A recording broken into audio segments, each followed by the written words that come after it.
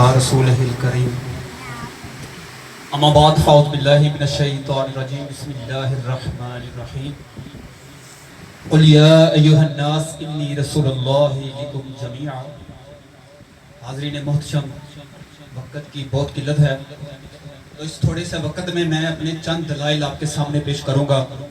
वैसे तो अल्हम्दुलिल्लाह ये अल्लाह की एक मुझ पर रहमत है कि मैं यहाँ पर खड़े होकर कई घंटों बोल सकता हूँ, कई घंटों में बयान कर सकता हूँ। चूँकि वक़्त कम है तो चंद दलाइल बुखारी शरीफ से और मुस्लिम शरीफ से सियासता की अहादीस से मैं पेश करूँगा। इंशाअल्लाह अज़्ज़ा वजल तवज्जो से सुनेंगे तो आपको लुत्फ़ आएगा और आप समझेंगे कि आप मिलाद में क्यों आए हैं।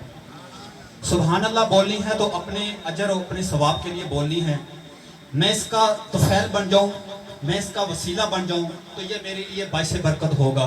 तो जहाँ पर आपको लगे कि सुभान अल्लाह बनती है, आपने सुभान अल्लाह कहनी है। तो मैं शुरू करता हूँ अपने पहले दलाइल पे।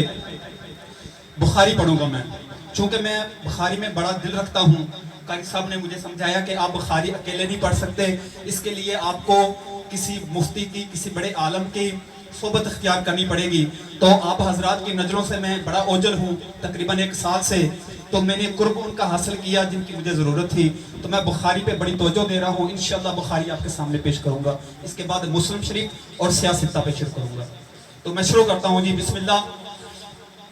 एक जंग में हज़रत अबू बकर सदीक रज़ी अल्लाह ताला अन्हो की बारगाह में हज़रत उमर फारूक रज़ी अल्लाह ताला अन्हो तशरीफ़ लाए और आकर अर्ज़ की कि ए अबू बकर के जंग में बहुत से हुफ़ाज़ शहीद हो चुके हैं, बहुत से हाफ़िज़ शहीद हो चुके हैं।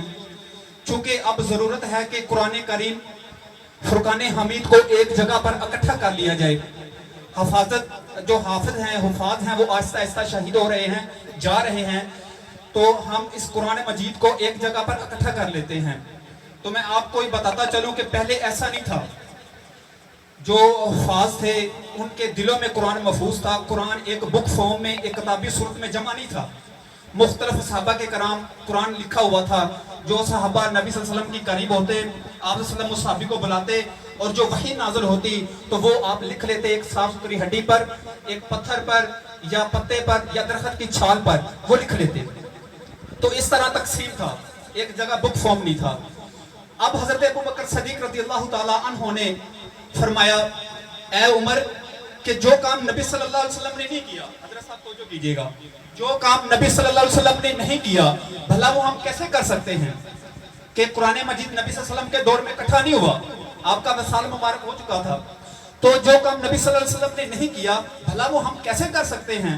तो हज़रत उमर रज़ी अल्लाह ताला अन्हो बारगाह अबू बकर सदीक में अर्ज करते हैं, या अबू बकर सदीक, है वाकई ही ऐसा कि ये काम नबी सल्लल्लाहु अलैहि वसल्लम ने नहीं किया, लेकिन अब जरूरत है ये काम करने की। वल्लाही हाज़ा खैरुन, ये काम बड़ा भलाई वाला है, अल्लाह की कसम ये काम बड़ा खैर वाला है। तो काफी तकरार हुआ, डिबेट हुआ दोनों हजरात के दरमियान। डिबेट होने के बाद, मनाजरा होने के बाद ये तय पाया गया कि हाँ ये सही है कि इस कुरान को एक जगह पर इकट्ठा कर लिया जाए। तो फिर कुरान को इकट्ठा करने के लिए ये दोनों हजरात ने रजू किया। हजरत ज़ैद बिन साबित रज़ी अल्लाह ताला अन्हो, ये वो सहाबी हैं, आप हजरात को पता होना चाहिए, ये वो सहाबी हैं जिन्होंने नबी सल्लल्लाहु अलैहि वसल्लम का बहुत कुर्ब इख्तियार किया। और ये वो सहाबी हैं कि जिनको कातिबे वही भी कहा जाता है।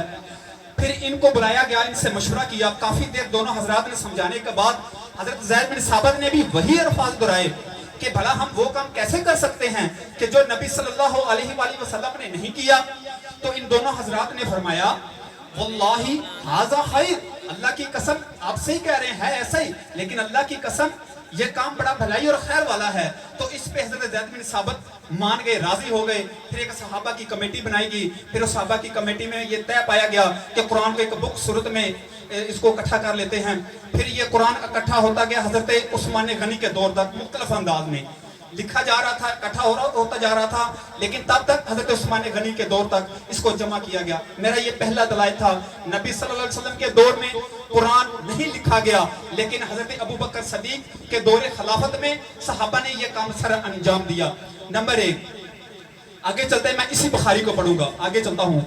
हज़रत अम्मा आयशा सदीक़ा रज़ियल्लाहु ताला अन्हा فرماتی ہیں کہ میں نے نبی صلی اللہ علیہ وآلہ وسلم کو نہیں دیکھا کہ انہوں نے چاشت کی نماز پڑھی ہو۔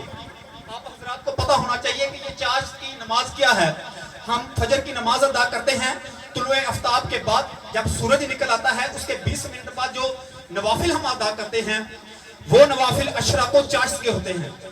اما عائشہ فرماتی ہیں کہ میں نے نبی صلی اللہ علیہ وآلہ وسلم کو چاشت کے نوافل ادا کرتے ہوئے نہیں دیکھا۔ اب ایک مشہور بحث ہوتی ہے کہ نبی نے کام نہیں کیا تو ہم کیسے کر سکتے ہیں؟ توجہ کیجئے گا، بخاری ہے۔ اما عائشہ نے فرما دیا، اگلا جملہ دیکھیے، آپ فرماتی ہیں حالانکہ میں پڑھتی ہوں، میں چاشت کی نماز پڑھتی ہوں، میں نے نبی صلی اللہ علیہ وسلم کو چاشت کی نماز پڑھتے ہوئے نہیں دیکھا لیکن میں پڑھتی ہوں۔ یہ ان کے علم کے مطابق تھا کہ انہوں نے نبی صلی اللہ علیہ وسلم کو چاشت کی نماز پڑھتے ہوئے نہیں دیکھا، لیکن نبی صلی اللہ علیہ وسلم نے چاشت کی نماز پڑھی بھی ہے اور اس کا اجر بھی بتایا ہے، اس کی فضیلت بھی بتائی ہے۔ حضرات محتشم، اگر نبی صلی اللہ علیہ وسلم کے کام نہ کرنے پر کوئی کام ناجائز ہو جائے تو اما عائشہ پہ ہے۔ اما عائشہ نے وہ کام کیا جو انہوں نے نہیں دیکھا تھا نبی صلی اللہ علیہ وسلم کو۔ حضرات توجہ فرمائیے گا، میں اگلی طرف چلتا ہوں، میں اپنے تیسرے دلائل کی طرف چلتا ہوں۔ نبی صلی اللہ علیہ وسلم کے دور میں حضرت ابو بکر صدیق رضی اللہ تعالیٰ عنہ کے دور خلافت میں، حضرت عمر فاروق رضی اللہ تعالیٰ عنہ کے دور خلافت میں اور حضرت عثمان غنی رضی اللہ تعالیٰ عنہ کے دور خلافت کے آدھا حصے پہ، جیسے کہ میں بتاتا ہوں، نبی صلی اللہ علیہ وسلم نے 10 سال گزارے مدینہ میں، 10 سال وہ، حضرت ابو بکر صدیق نے 2 سال گزارے اپنے دور خلافت میں، 2 سال وہ، حضرت عمر فاروق رضی اللہ تعالیٰ عنہ نے 10 سال گزارے، ان کا دور خلافت 10 سال کا وہ، اور حضرت عثمان غنی نے 12 سال تقریباً، اور آدھا میں بتا رہا ہوں، آدھا حصہ تقریباً 6 سال۔ ان 6 سالوں میں حضرات موجود ہیں، حضرت علامہ صاحب موجود ہیں کہ ایک ہی اذان تھی جمعہ کی، ایک ہی اذان تھی۔ میں بڑے دلائل پہ بات کر رہا ہوں، یہ وہ دلائل ہیں جن کے پہ ہم فخر کرتے ہیں کہ ہم میلاد منا رہے ہیں۔ ایک ہی اذان تھی جمعہ کی، اب تعداد بڑھ گئی، مسلمان بڑھ گئے، بہت مسلمان ہو گئے، ایک پہ اذان پہ گزارا نہیں تھا، لوگوں کو پتہ نہیں چلا تھا، چونکہ وہاں پہ ٹائم نہیں تھا، اس وقت ٹائم کی صورت نہیں تھی، تو ایک اذان پہ صحابہ کو پتہ نہیں ہوتا تھا، تو اکثر جمعہ کی نماز گزر جاتی تھی۔ اب ہوا یوں کہ جب آپ نے یہ محسوس کیا کہ اب ضرورت ہے کہ کچھ الگ کرنے کی، تو حضرت عثمان غنی نے اپنے آدھا دور خلافت کے 6 سال کے بعد یہ حکم نامہ جاری کیا، یہ اعلان جاری کر دیا کہ آج کے بعد جمعہ کی 2 اذانیں ہوں گی۔ توجہ فرمائیے گا، حضور کا دور ہے، نبی کا دور ہے، آپ نے ایک اذان جمعہ کی چلائی، ابو بکر صدیق کا دور ہے، ایک اذان جمعہ کی چلائی، حضرت عمر فاروق کا دور ہے، ایک اذان جمعہ کی چلائی، حضرت عثمان غنی رضی اللہ تعالیٰ عنہ کا آدھا دور خلافت گزر چکا ہے، ایک اذان جمعہ کی چلائی۔ بھلا دیکھیں کہ شریعت میں جس چیز کی ضرورت ہوتی ہے، نیک و بھلائی کا کام کرنے کی ضرورت ہوتی ہے، وہ صحابہ نے بھی کیا ہے، وہ سب نے کیا ہے۔ جب محسوس ہوا ہے کہ شریعت کے مطابق، شریعت کے دائرہ اختیار میں رہ کر یہ اسلام کو ضرورت ہے، وہ کرتے ہیں۔ ہم یہ میں جو میلاد پہ بیٹھے ہیں، بھلا اس میں شریعت کے خلاف کیا ہے؟ بھلا اس میں شریعت میں ہم کیا خلاف ورزی کر رہے ہیں؟ ہم حضور کے ذکر کر رہے ہیں، ہم اللہ کا ذکر کر رہے ہیں۔ اللہ نے تو اپنے حبیب کا ذکر بہت پہلے بلند کیا، اللہ نے تو اپنے حبیب کا ذکر صحابہ سے پہلے بلند کیا، نبیوں سے پہلے بلند کیا۔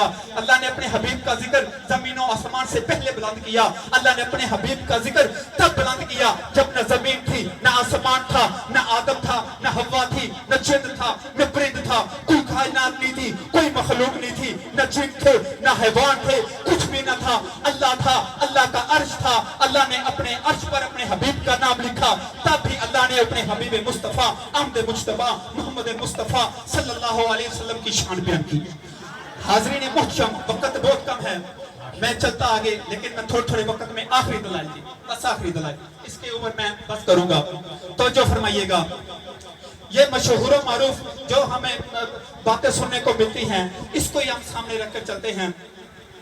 نبی صلی اللہ علیہ وسلم نے فرمایا، مسلم شریف بیان کر رہا ہوں، میں نے کہا تھا میں بخاری اور مسلم سے نہیں ہٹوں گا، بخاری اور مسلم میں رہوں گا، میں مسلم شریف بیان کر رہا ہوں، تو جو فرمائیے گا حضرات، نبی صلی اللہ علیہ وسلم نے فرمایا کہ جو چیز اللہ نے حرام قرار کر دی، تو جو چیز اللہ نے حرام قرار کر دی، اس کے اصول و ضوابط بتا دیے، اس کا قانون بتا دیا، وہ آپ کے لیے حرام ہے۔